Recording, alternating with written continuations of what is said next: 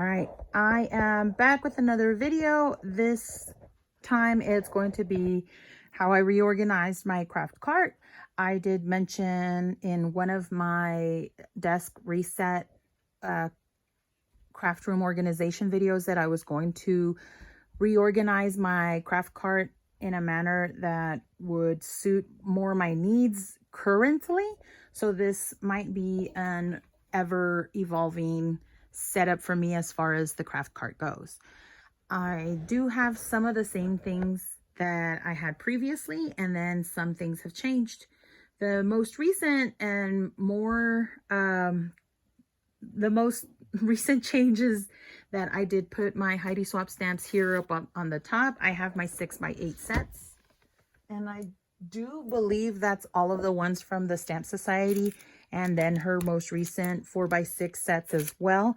I do have all of the current dies in here, and then I have some of her a few of her older sets, plus one that I use most frequently. When I want a to-do list, I generally use this open square here. That might move because I think I have the square set, actually the little square stamp in one of these sets up here, because I have it with the alpha set that I used most frequently, and right now I can't find it, but it's in here. And I kept my most used tools box and pens here. I like having a bunch of different black pens. I have different size tips, and so they're here. This is my most favorite for journaling, is the Pilot G2.38. I like that it's a fine tip, and I like the way it writes. It's not too scratchy on the pen. And then I have a blue one here that's a 0.38 as well. This is a Muji pen, I believe. And then I have sometimes I'm in the mood to write with something a little bit thicker, so I have the 0.4, the 0.6. I think I have an 8 as well. This is one of my more favorite ones that I've used and that I'm almost done with. It's that Pentel Sleechy. I don't know if that's how you pronounce that, but it's a 0.25, and I've also liked this pen. This one can get a bit scratchy, but sometimes I kind of like that feeling. So it just depends on my writing mood.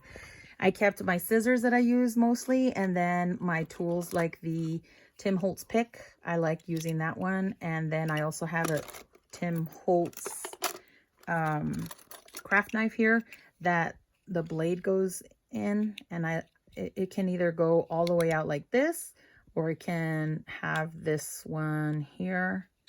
And I bought replacement blades for it just because I don't want to find myself without having a sharp blade. I really like to use those a lot. I might replace these red handled scissors, and I have to be in the shot of what I'm talking about, Daisy. I might replace the red handled scissors with the black ones, only because I like the look of them. And then yeah, tweezers, scissors, even for thread, when I want to cut thread or ribbon, I have scissors for that, or these I might use for the ribbon if it's thicker. So there's that. And then I have let's see here. Let's start from here on to the front. These are, here's a little mini stamping platform if in case I want to make sure that I want to ink something really well or stamp something really well. It goes on that little tiny platform if it's just a smaller stamp. Followed by things that sorry for the clatter. Followed by things that I want to use. I just kind of stuck these in here yesterday, but they're not going to go there because that's not anything I'm going to need particularly there. So I'm going to move those out of the way. This is all, finally, this is all stuff that I want to use that I've purchased in the last few months that I haven't gotten to play with. Now, I have way more than this in another, as far as dies go, in another basket, but I'm also trying to pull from that basket so that I know that I am using my dies. And the way I keep track of that, I think, if you've seen my videos, is I put a piece of washi tape according to the month, and then I just write generally a year. This was probably before I started writing the year, but I know I used this in January. And so here's another one that I used in January. So I can see the washi tape where I've used certain sets. And so that's how I know that I really, excuse you. Sorry. That's how I know that's how I'll be keeping track of what I've been using. These I haven't used at all. And so these are things that I plan on using or want to use in the near future. If I know that I'm starting a new page or I want to play with a certain technique, I can come here first and then know that I've been using my tools. This is a stamp cleaner. I have a cutting mat here, and then I have a, what do you call this thing? I don't remember, but y'all know what it is. It's the thing to make the lines with. I also put these Mambi stickers here because they don't fit in my refrigerator bins. And then I also brought some of the bigger 8.5 by 11 and 12 by 12 stencils over here because they were not fitting in quite correctly on top of this bin because they sit in there. Usually that's my mixed media bin. And so I brought those bigger sets over here. I just acquired this little drink carrier that I'm going to cut apart and cut some dies with.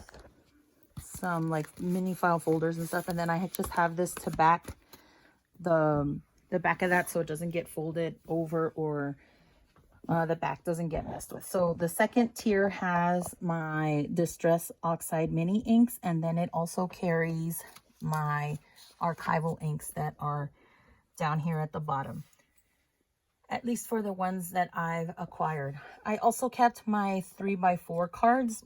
Back here is a jar, a plastic jar of tags and those mini words, and back there I have 2 boxes of sticker labels that I would like to incorporate. I did have some stuff that was left over that I didn't have a space for or find a place for, and so I'm going to have to figure out where I'm going to put the rest of those things. And as far as what I try to keep in here was the 3x4 cards. I find that I use them more when I have them close to me. So whether it's just cutting a die cut or stamping or practice stamping to see what something looks like, I've been using these for that. Even I have scratch paper too, and I use that, but I brought out all of my 6x6. Most of it is here. If it's in a collection that I only have the 6x8 paper for, then it stayed in a refrigerator bin.